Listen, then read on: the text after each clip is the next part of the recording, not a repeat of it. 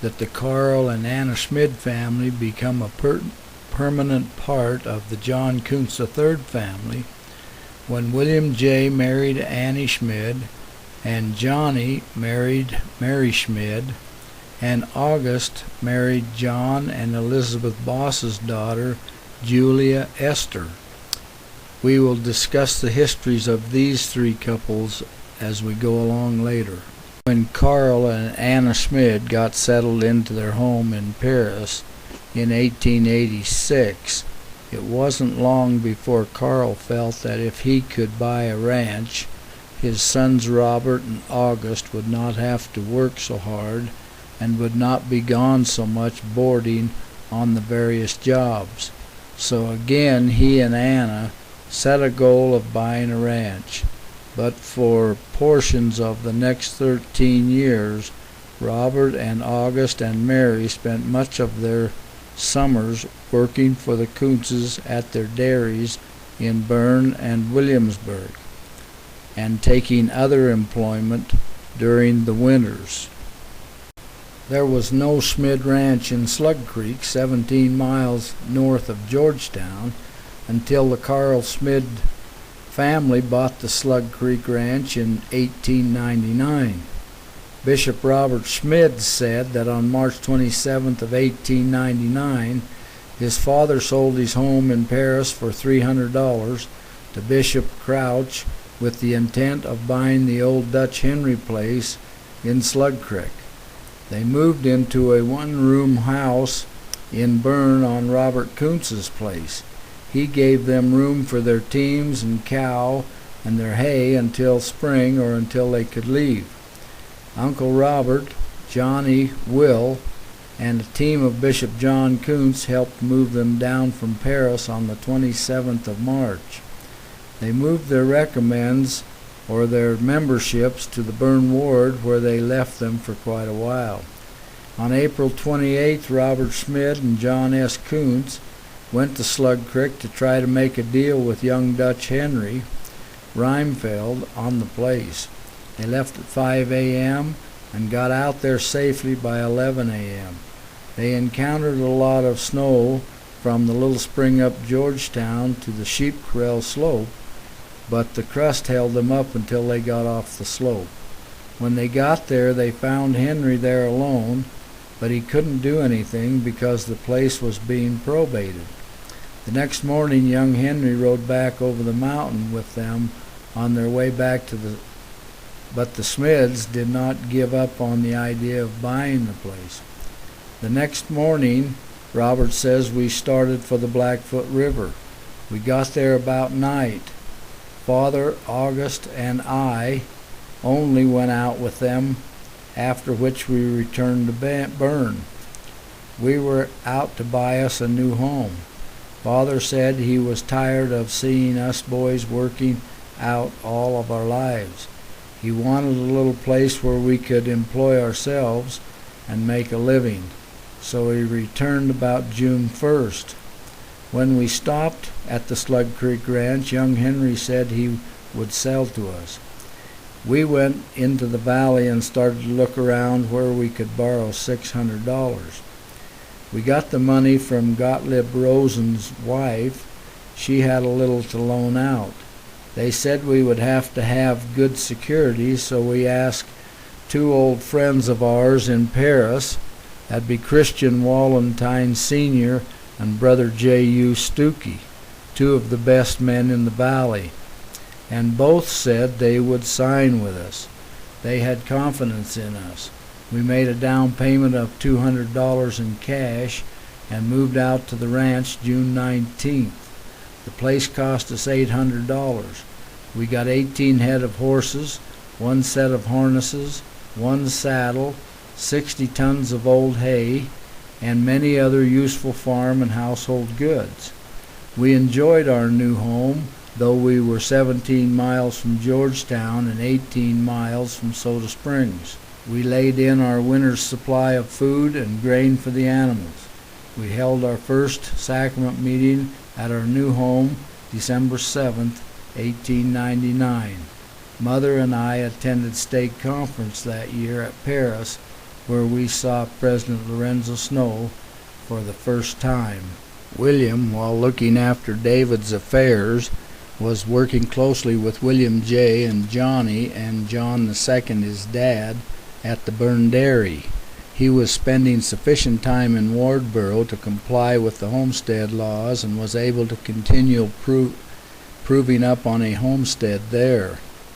William was finally bringing himself to deal with Eliza's death, and on December 15, 1885, he married a young woman named Mary Ann Roberts, who was a stepdaughter of his Aunt Catherine Kunz Roberts, his father's younger sister, who was one of the twins.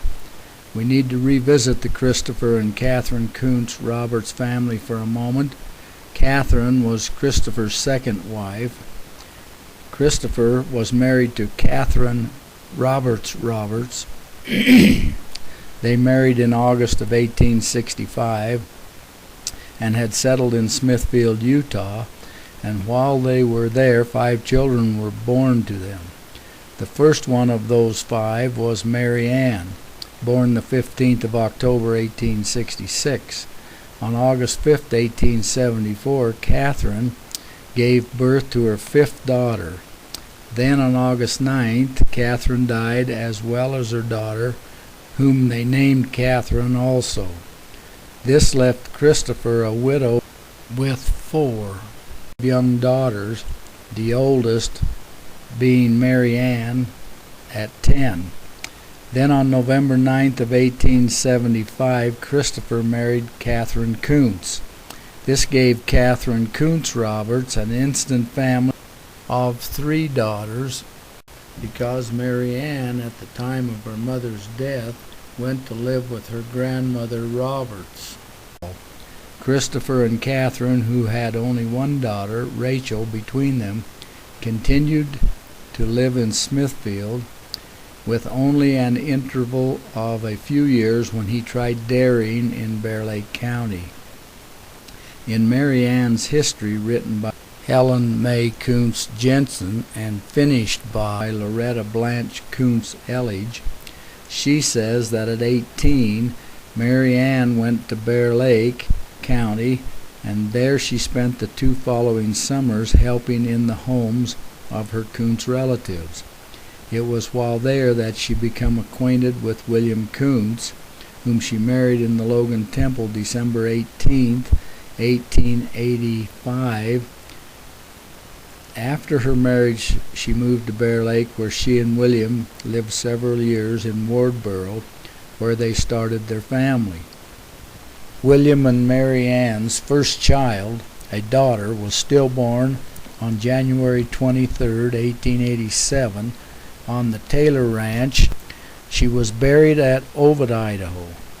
Because of the date, January 23, 1887, it is apparent that William and Mary Ann were residing at the Taylor Ranch, as William once again had a contract to feed cattle and look after that ranch for the winter of 86-87. William took over David's Taylor contract for the winter of 1884 and 85, and he was wintering there for the winter of 1885 and 86, and was still there for the winter of 1886-87. I cannot find anywhere the length of David's Taylor contract, but David was back off his mission in September of 1886, and because William was still looking after the Taylor Ranch for the winter of 86 and 87, I have to assume this time that William was working under his own contract with President Taylor. William and Mary Ann's second daughter, Mary Ann Kuntz, was born December 1, 1887 at Wardboro. This was winter, so there was no dairying going on. Mary Ann, the daughter, died on September 26, 1889, just short of 2 years old. Catherine Jane Kuntz, their third daughter, was born the 16th of August, 1889, in Montpelier, as William was still out at Williamsburg at the Middle Dairy, and Mary Ann was staying in Wartburg. William was quite busy milking cows, making cheese, and still building buildings because it was only his second year there. She was given a name and a blessing by John Kunz on the 8th of October, and she was called home on the 20th of December, 1889. Christopher Elmer Kunz, William and Mary Ann's first son and fourth child, was born the 20th of October, 1890 at Smithfield, Utah, just 7 days after his Uncle Jacob's death. Apparently Mary Ann was visiting her father and Catherine, or maybe she just needed help with the delivery.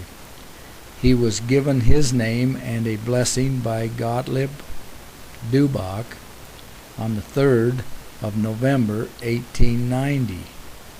Brother Dubach lived in Bern. Young Christopher died the 9th of July, 1891. From 1874, when Samuel and Elizabeth moved to Ovid and Samuel Jr. was born, they had 5 more children while they resided in Montpelier. After Samuel Jr., there was Joseph, born in 1875, and Clara, born in 1876, then Ezra, born in 1878, and John Henry, born in 1879. with Rose being born in 1881. Ezra and John Henry died during a diphtheria epidemic that passed through Montpelier about 1880. Samuel moved his family to Pegram in the spring of 1882, where he established a dairy of his own and made cheese for the next 6 years. Samuel was not a polygamist when he moved his family to Pegram, so open range was probably his motivation for that move. By the spring of 1882, when Samuel and Elizabeth moved, their 4 living children with Samuel Jr., who was the oldest, being only 8, would not have been much help in his dairying operation because of age. Samuel married Caroline Withrick, his second wife, on the 27th of September 1883, a year and a half after moving his family to Pegram. Caroline was 14 years Samuel's junior. Caroline was an older sister to Magdalena Withrick, who became David Hershey's wife on April 13, 1888, making David and Samuel brother-in-laws.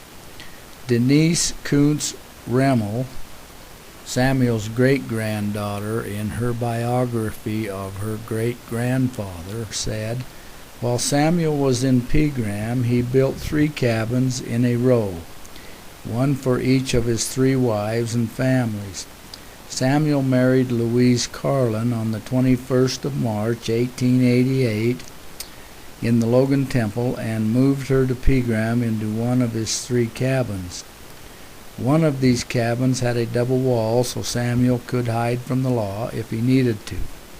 Denise Rammel continues, "Samuel and his brother Christian, a polygamist also, lived about 4 miles from each other in Pegram, and if the sheriff and his men should come to one home first, they would build a fire so the rising smoke would warn the brother to hide.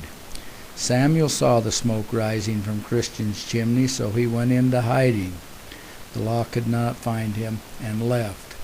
Samuel thought they were gone, but they must have hid in the willows all night, as in the morning when Samuel went to the milk house for cream for breakfast, they arrested him.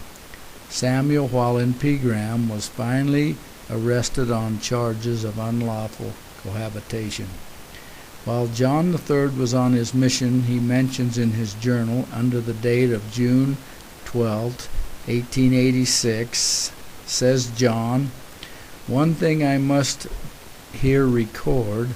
I received letters from my family, as also one from my brother Samuel, giving me an idea how he feels at the present time.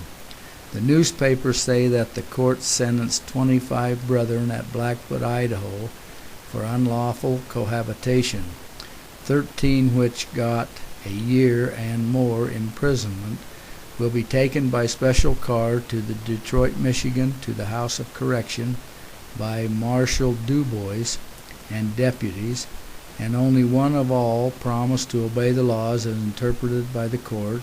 And further, the grand jury at Blackfoot has found 145 new indictments among them. I understand there is one for my father, one for Christian, and one for Samuel, my brothers, and at least one for myself. This arrest started a long legal fight as Samuel chose to fight the charges in court, so he was released on bail. Although he won his case in court after fighting for a long while, he lost all he had and was again a very poor man. This loss of most of his property and the abundance of open range filled with lush green pastures was probably the lure that caused Samuel to leave Pegram and start a new dairy once again below a plentiful spring at the site which became known as the Lower Dairy out at Williamsburg in the year of 1888. And it comes right down, and you can see there where it's changed course. It used to run around that other course over there.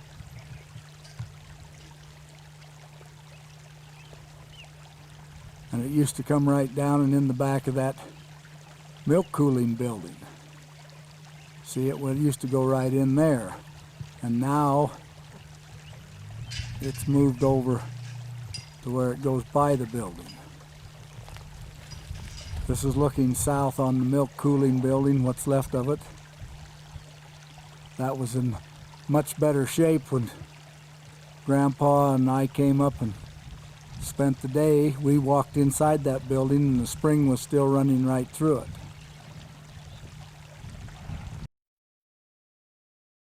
Ellen Carney, in her book, Ellis Cackley, Best Damn Doctor in the West, describes Williamsburg as such. The main settlement of Williamsburg was a tough little area. It had a boarding house, a saloon which was notorious for the hell-raising which was carried on there, a summer tent city which included 2 prostitute tents, and Ellis had been told it was supposed to be the toughest area in the United States besides Jackson Hole, Wyoming. They passed Chippy Creek, which was named for the notorious women of the area.